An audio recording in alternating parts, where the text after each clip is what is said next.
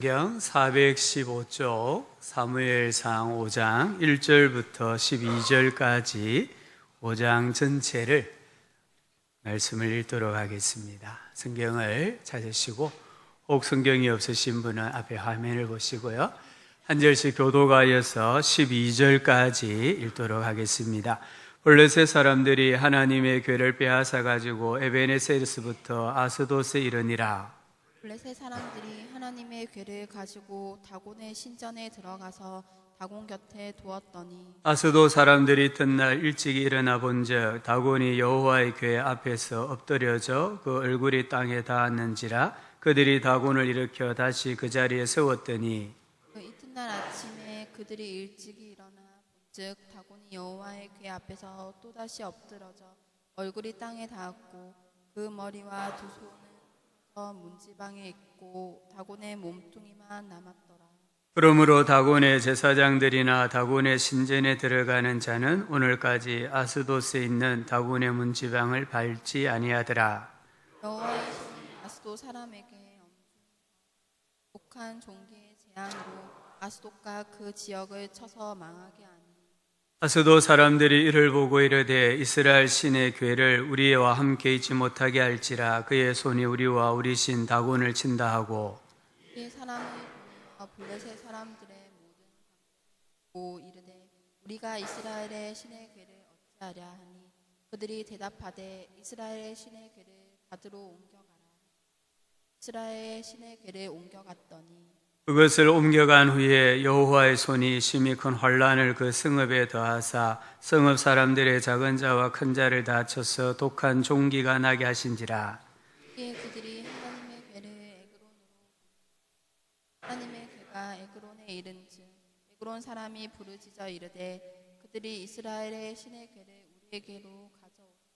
우리가 우리 백성을 죽이려 한다 하고 이에 사람을 보내어 블레셋 모든 방백을 모으고 이르되 이스라엘 신의 궤를 보내어 그 있던 곳으로 돌아가게 하고 우리와 우리 백성이 죽임을 당함을 면하게 하자 하니 이는 온 성읍이 사망의 환란을 당함이라. 거기서 하나님의 손이 엄중하심으로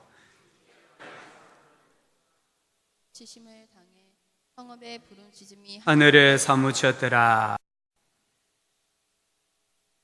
어떤 사람이 세상이 자기를 미워하는 것 같아서 죽으려고 했습니다. 그때 거리에서 전도하던 사람이 자기에게 다가와서 아주 밝은 얼굴로 샬롬 하였습니다. 자신을 죽을 놈이라고 생각하고 삶을 포기하려고 했는데 샬롬 하니까 이 사람이 나는 죽을 놈이 아니고 살 놈이구나 생각해서 마음을 고쳐먹고 살기로 결심했다고 합니다. 그리고 그 전도자를 따라가서 살놈들만 모여있는 교회로 가서 신앙생활을 잘 하였다고 합니다. 오늘 살놈들만 발음을 잘 하셔야 되는데요. 살놈들만 모여있는 교회에 와서 살아계신 하나님께 예배하는 우리 모든 성도님들에게 하나님의 은혜가 또 충만히 임하기를 소원합니다. 우리 앞뒤 좌우로 한번 인사합시다. 참 잘 오셨습니다. 하나님은 당신을 사랑하십니다. 우리를 사랑하시는 하나님은 영이십니다. 영은 우리 사람의 눈으로 보이지가 않아요. 간혹 하나님을 보았다 이렇게 말씀하는 분들이 계시는데 그 하나님은 그 사람이 이해할 수 있는 모습으로 나타나신 것입니다. 성경은 영이신 하나님을 마치 우리 사람의 모습처럼 설명을 하세요. 하나님에게 얼굴이 있다, 하나님에게 눈이 있다, 귀가 있다, 손이 있다, 발이 있다, 이런 표현들을 신인 동형론적 표현이라고 합니다. 마치 하나님을 우리 사람의 모양에 비추어서 설명을 하시는 거예요. 저는 성경을 읽으면서 하나님에 대한 이런 표현들은 우리를 사랑하시는 하나님의 사랑이다라고 생각을 합니다. 하나님께서 우리에게 당신을 계시해 주시지 아니하시면 우리는 절대로 하나님을 알 수가 없습니다. 하나님께서 당신을 사람의 모습으로 표현하는 것까지 허락하시니까 우리 하나님이 얼마나 위대하시고 우리 하나님이 얼마나 감사한가 깨닫게 됩니다. 여기 사무엘상 4장부터 5장, 6장을 읽어보면 하나님의 손이라는 표현이 많이 나와요. 4장에 한 번 나오고 오늘 읽은 5장에 4번 나오고 6장에 3번 하나님의 손이라는 표현이 나와요. 하나님의 손은 하나님의 힘, 하나님의 능력, 하나님의 통치, 하나님의 권세를 상징을 합니다. 먼저 우리가 4장을 조금 더 살펴보기를 원하는데요. 언약 백성에게 나타난 하나님의 손을 볼 수 있습니다. 사무엘상 4장은 이스라엘과 블레셋의 전쟁 이야기입니다. 이스라엘이 100% 승리를 확신했던 전쟁입니다. 그러나 전쟁에서 패했습니다. 군사 4,000명이 전사합니다.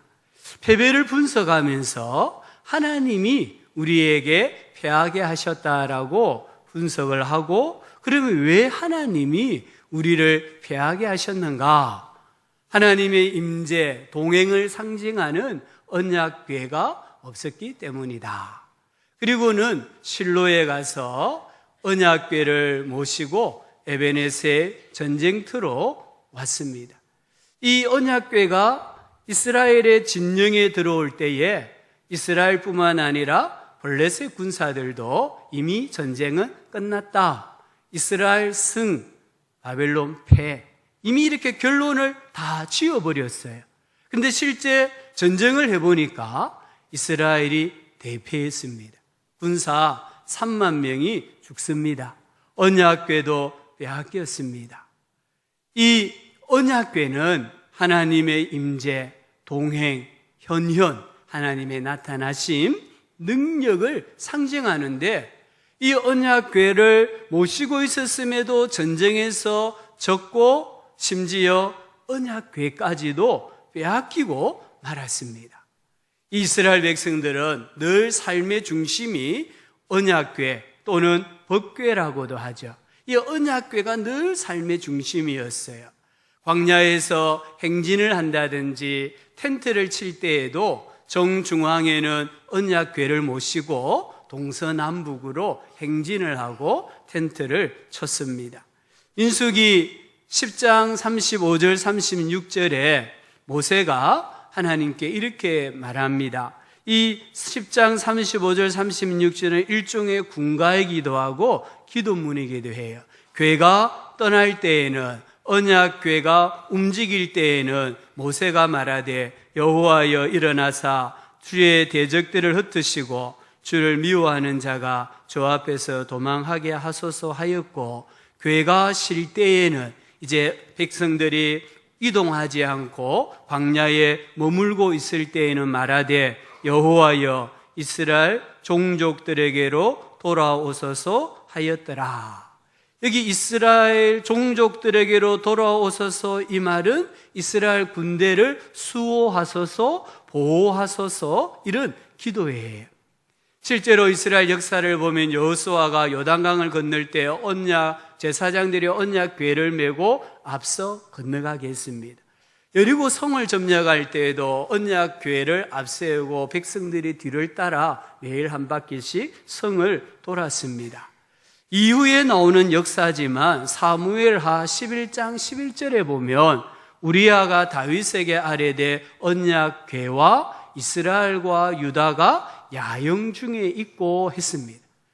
이 다윗이 범죄했을 때에 우리아에게 책임을 넘기기 위해서 아내와 함께 오늘 집에서 자라고 해요. 그때 충신 우리아가 다윗에게 한 말입니다. 언약궤가 이스라엘과 유다가 야영 중에 있고, 지금 이 언약궤가 어디 있다고 합니까? 전쟁터에 있다는 거예요. 이런 것을 볼 때에 오늘 이 에베네셀에 하나님의 언약궤를 모시고 온 것은 크게 잘못은 아닙니다. 오늘 언약궤를 모시고 왔음에도 불구하고 4장 10절에 보면 이스라엘이 블레셋에게 패했다는 겁니다. 8절에서 블레셋이 두려워 떨면서 고백하기를 이 능한 신들의 손이라고 했습니다. 이 능한 신들의 손은 하나님의 손입니다. 하나님의 손이 언약궤를 모시고 있는 이스라엘에게 임하셨는데 패배하게 하셨다라고 말씀을 합니다. 왜? 하나님의 임재, 하나님의 동행, 하나님의 현현, 나타나심을 상징하는 언약궤를 모시고 있었음에도 불구하고 전쟁에서 치게 하셨을까요? 두 가지 면에서 볼 수 있습니다. 첫째는 이스라엘 백성들이 언약 백성다운 삶을 살지를 않았기 때문입니다. 이 언약궤는 하나님의 임재를 상징하지만 동시에 이스라엘 백성들, 언약 백성들, 오늘 성도들이 어떻게 살아가야 하는가? 삶에 대해서도 말씀을 하세요. 신명기 10장에 보면 하나님께서 모세에게 나무 상자를 하나 만들어서 산에 올라오라고 합니다. 그리고는 하나님께서 두 번째 기록한 10계명 돌판을 그 상자에 넣어 보관을 하라고 합니다. 신명기 30장에 가보면 왜 하나님이 나무 상자에 말씀을 기록한 두 돌판을 보관하라 하셨나 목적이 나옵니다. 신명기 30장 15절 16절입니다. 매년 뜨네요. 30장 15절 16절 우리 같이 한번 읽어봅시다.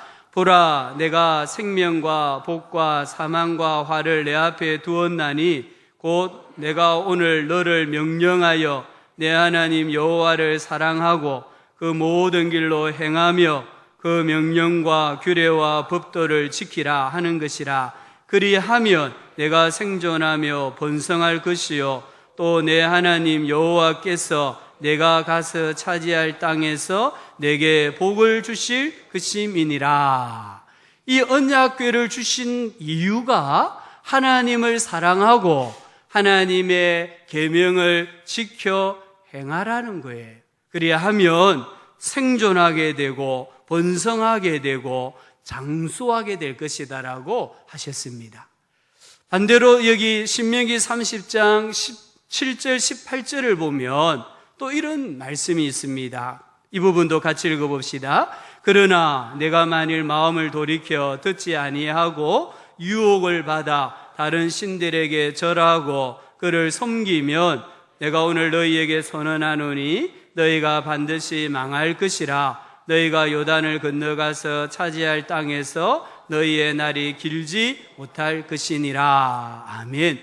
하나님 말씀을 듣지 아니하고 언약궤를 가지고 있지만 그 언약궤가 상징하는 하나님 말씀을 듣지 아니하고 순종하지 아니하고 오히려 우상을 숭배한다면 망할 것이다. 반드시 망하고 하나님 주신 땅에서 너희의 생명이 길지 못할 것이라고 하셨습니다. 하나님께서 이스라엘 백성들, 오늘 신약의 성도들에게 준행하면 그로 말미암아 삶을 얻을 하나님의 법을 주셨고 하나님과 우리 사이의 관계를 나타내는 표징으로 안식일을 주셨습니다. 근데 에스겔서 20장 13절에 보니까 그러나 이스라엘 족속이 사람이 준행하면 그로 말미암아 삶을 얻을 나의 율례를 준행하지 아니하며 나의 규례를 멸시하였고 나의 안식일을 크게 더럽혔으므로 오늘 이 에베네셀의 언약궤를 모시고 왔지만 전쟁에서 치고 말았고 역사적으로 예루살렘 성전이 바벨론 나라에 의해서 멸망을 당하게 되었다라고 말씀합니다. 이스라엘 백성들은 말씀이라는 언약궤를 가지고 있었습니다. 말씀 신학은 가지고 있었지만 그 말씀에서 명하는 하나님의 백성다운 삶은 없었습니다. 생명을 주는 하나님의 법을 가지고는 있었지만 그 법에 순종하지 않았습니다. 하나님과 이스라엘 백성을 관계를 나타내는 배지와 같은 안식일을 그들을 온전하게 지키지를 못했습니다. 법을 가지고 있고 안식일을 그들이 가지고 있었지만 온전하게 순종하지 아니하므로 성도로서 하나님의 백성으로서의 삶을 스스로 포기하고 말았습니다. 그래서 하나님은 그들이 언약궤를 가지고 있었지만 전쟁에서 지게 하신 것입니다. 두 번째는 오늘 이 4장 말씀을 보면 하나님의 도우심을 간구할 때에 어떤 신앙 고백이나 기도가 없습니다. 그냥 너무 급하니까 하나님의 이 언약궤를 이용해 가지고 이 위기만 한번 면해보자라는 그런 잘못된 믿음을 가지고 있었습니다. 언약궤는 하나님의 뜻을 묻고 깨닫는 통로입니다. 하나님의 말씀을 듣고 배우는 기능을 담당을 했습니다. 그러나 이스라엘은 평소에 하나님 말씀을 배우려고 하지 않았습니다. 하나님께 물으려고도 하지 않았습니다. 그냥 자기 욕심으로 이 하나님을 어떻게 이용해서 좀 전쟁에서 이겨볼까? 삶에서 좀 덕을 볼까? 이런 잘못된 믿음을 가지고 있었습니다. 4장 3절에 보면 구원하게 하자라는 단어가 나옵니다. 여기 구원하게 하자 이 단어는 사람이 하나님을 시켜서 자기들을 구출하게 만들자라는 그런 뜻이에요. 인간의 교만이 숨어있는 단어입니다. 우리가 하나님을 좀 조종해가지고 우리가 하나님을 마음대로 부려가지고 이 전쟁에서 이기게 만들자. 얼마나 인간이 교만하고 악한가를 보여주고 있습니다. 그래서 이스라엘은 언약궤를 가지고 있었지만 우리의 열조들은 언약궤를 앞세워 요단강도 건너고 여리고 성읍도 점령했고 후에 나올 다윗도 언약궤를 전쟁터에 모시고 감으로 큰 승리를 거두었는데 오늘 에베네셀에서 이스라엘은 대패하고 말았습니다. 이스라엘의 패배는 하나님의 사랑의 증거입니다. 이스라엘 백성들이 잘못된 신앙을 가지고 있는데 하나님이 만약에 내버려 두신다면 하나님은 이스라엘을 사랑하지 않습니다. 하나님께서 이스라엘을 진짜 사랑하시기 때문에 잘못된 신앙으로 하나님 섬길 때 패배를 안겨주셨어라도 신앙을 바르게 만드시는 거예요. 우리 신앙이 잘못되면 어느 정도까지는 표가 안 나요. 어느 정도까지는 똑같아요. 그런데 가면 갈수록 이 신앙은 휘어지게 되어 있습니다. 그래서 잘못된 신앙을 가지게 되고 잘못된 믿음을 가지게 되고 우상을 숭배하듯이 하나님을 섬기는 그런 거릇된 신앙을 가질 수가 있습니다. 그래서 하나님은 징계하셨어라도 신앙을 바르게 가지게 하십니다. 잠언에 보니까 대저 여호와께서 그 사랑하시는 자를 징계하시기를 마치 아비가 그 기뻐하는 아들을 징계함 같이 하시느니라. 하나님이 누구에게 징계하신다고 했습니까? 그 사랑하시는 자. 하나님이 사랑하지 않으면 징계도 없습니다. 그래서 히브리서에 보니까 징계는 다 받는 것이거늘 너희에게 없으면 사생자요 친아들이 아니니라. 하나님이 이스라엘을 진짜 사랑하시기 때문에 많은 군사가 죽는 희생을 치르면서까지 전쟁에서 패하게 하셔서 바른 신앙이 무엇인가를 가르쳐 주시는 거예요. 우리도 살아가다 보면은 때때로 실패할 때가 있습니다.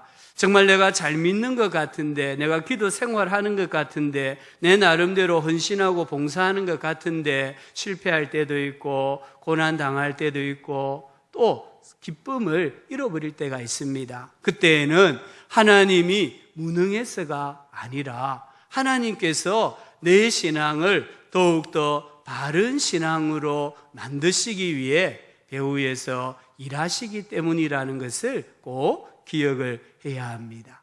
베드로전서 1장 5절에 보니까 이렇게 말씀합니다. 너희는 말세에 나타내기로 예비하신 구원을 얻기 위하여 믿음으로 말미암아 하나님의 능력으로 보호하심을 받았느니라. 여기 보니까 믿음으로 말미암아 하나님의 능력으로 보호하심을 받았다.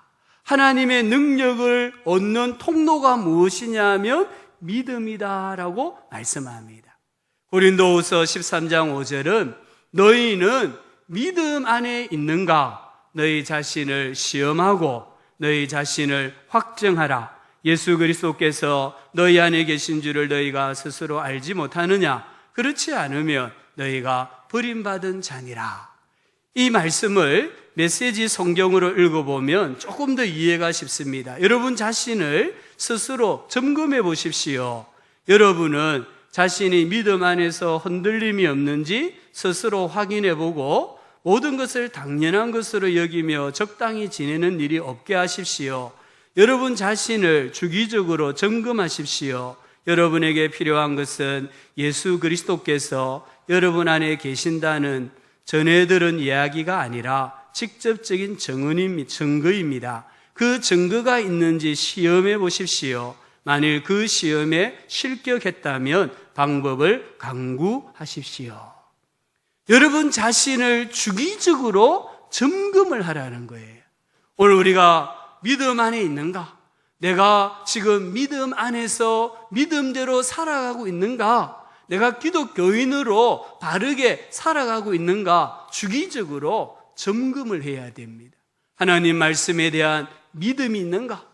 기도의 능력에 대한 믿음이 있는가?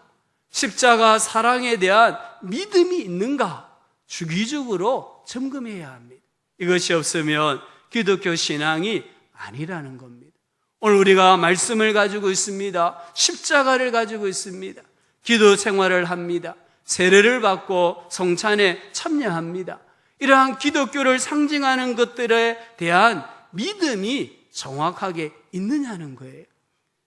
여기에 대한 믿음이 있고 그 믿음을 가지고 말씀을 대하고 십자가를 대하고 기도를 할 때에 하나님의 능력이 우리 안에 온전하게 나타나게 되어 있습니다.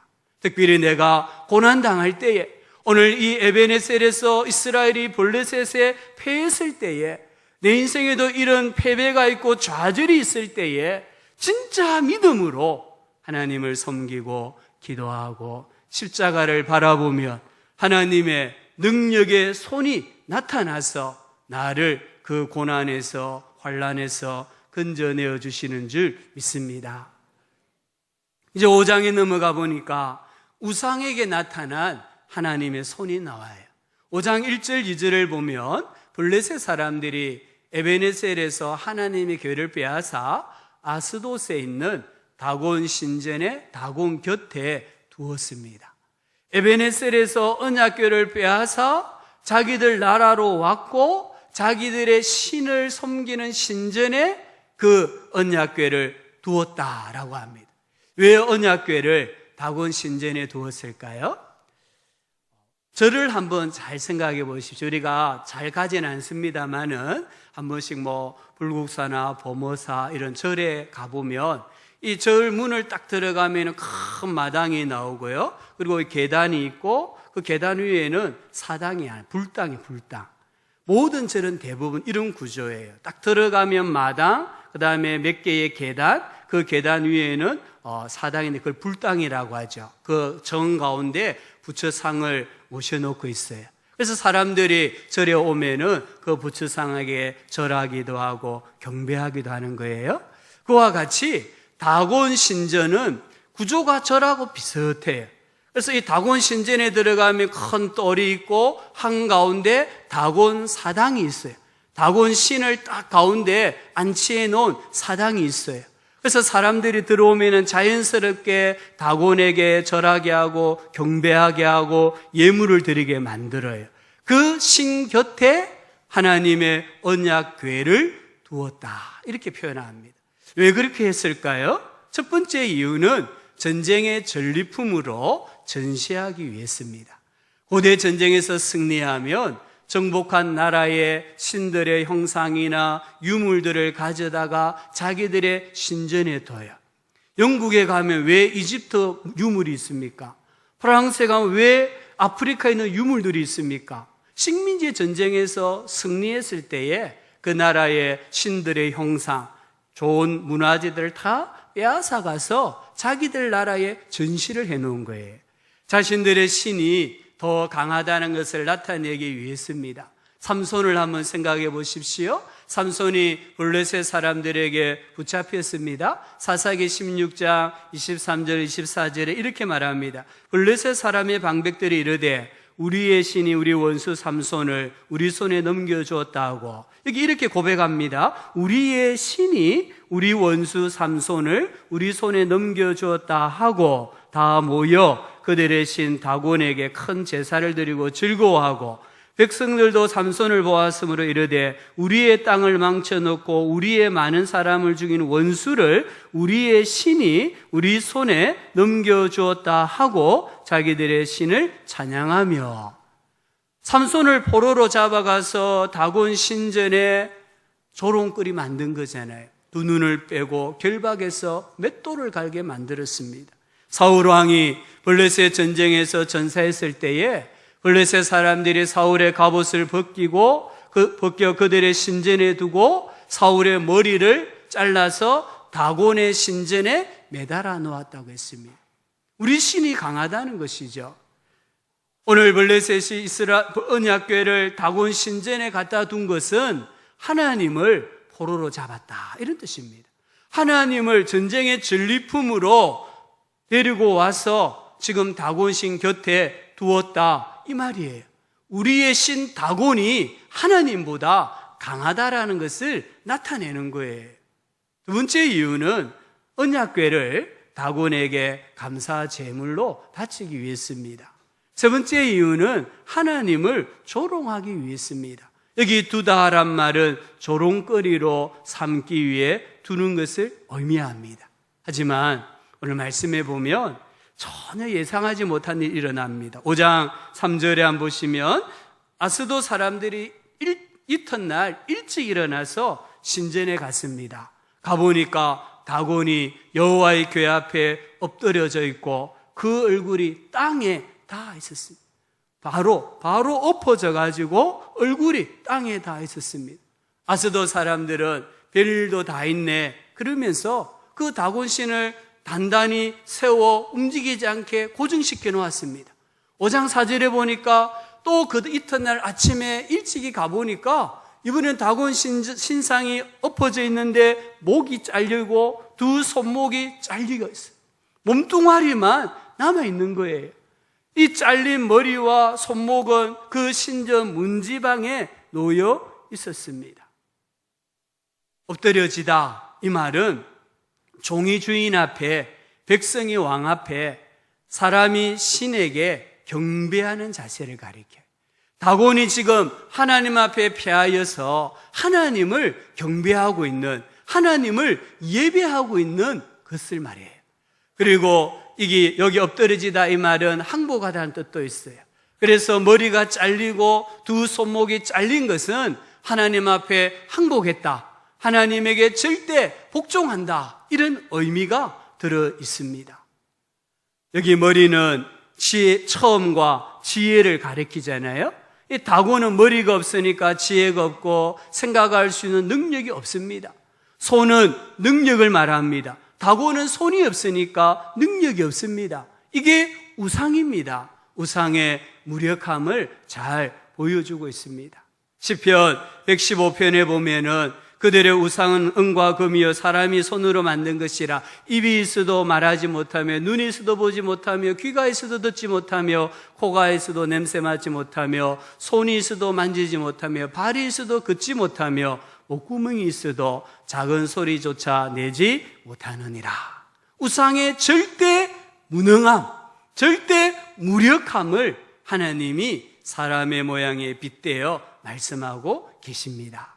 오늘 하나님께서 이 말씀을 통하여서 하나님만이 참 신이시다, 오직 하나님만이 만왕의 왕이시고 만유의 주가 되신다라는 것을 가르쳐 주세요. 그 하나님이 이스라엘의 하나님이고 블레셋의 하나님이고 오늘 우리의 하나님이시다라고 말씀하고 계십니다. 5절을 한번 보시기 바랍니다. 5절 말씀 우리 같이 읽어보실까요? 그러므로 다곤의 제사장들이나 다곤의 신전에 들어가는 자는 밟지 아니하더라. 아멘. 고대인들은 문지방을 좀 신성시했습니다.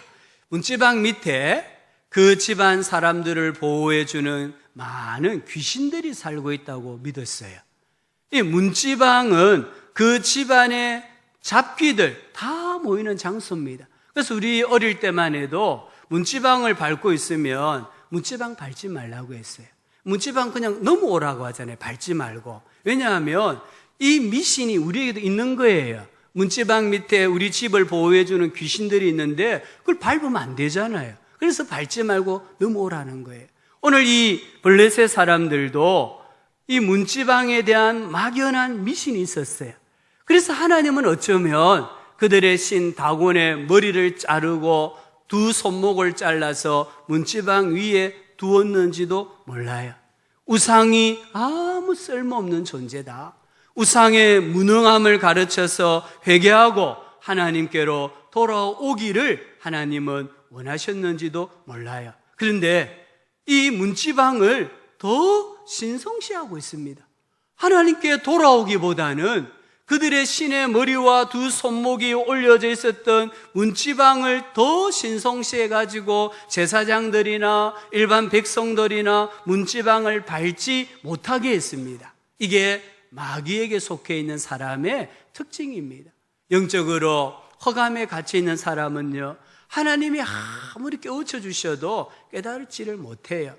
이 시대만 그랬겠습니까? 아닙니다. 요한계시록 9장에 보면 9장 20절 21절에 하나님께서 이렇게 말씀합니다. 이 재앙에 죽지 않고 남은 사람들은 손으로 행한 일을 회개하지 아니하고. 이 재앙이 어떤 재앙입니까? 하나님이 세상을 심판하시는 재앙입니다. 이 재앙에 죽지 않고 남은 사람들은 회개하고 하나님께로 돌아와야 하는데 실상은 손으로 행한 일을 회개하지 아니하고 오히려 여러 귀신과 또는 보거나 듣거나 다니거나 하지 못하는 금, 은, 동과 목석의 우상에게 절하고 더 많은 귀신을 숭배하고 있습니다. 더 많은 우상을 만들어 숭배하고 있습니다. 이게 바로 마귀에게 속해 있는 사람들의 특징이라는 거예요. 오늘 하나님께서는 회개하지 않는 이 하나님을 하나의 잡신처럼 취급하는 블레셋 사람들에게 손이 나타나셔가지고 그 신상의 우상의 무능함을 깨우쳐 주셨습니다. 세 번째는 오늘 말씀해 보면 우상 숭배자에게 나타난 하나님의 손이 나옵니다. 6절부터 12절입니다.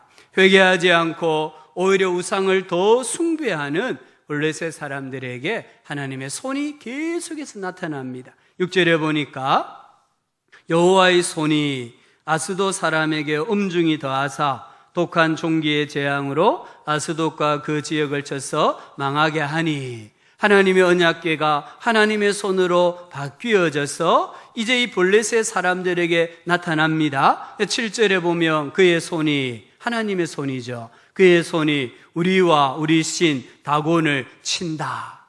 그래서 이 언약궤를 8절에 보면 가드로 옮깁니다.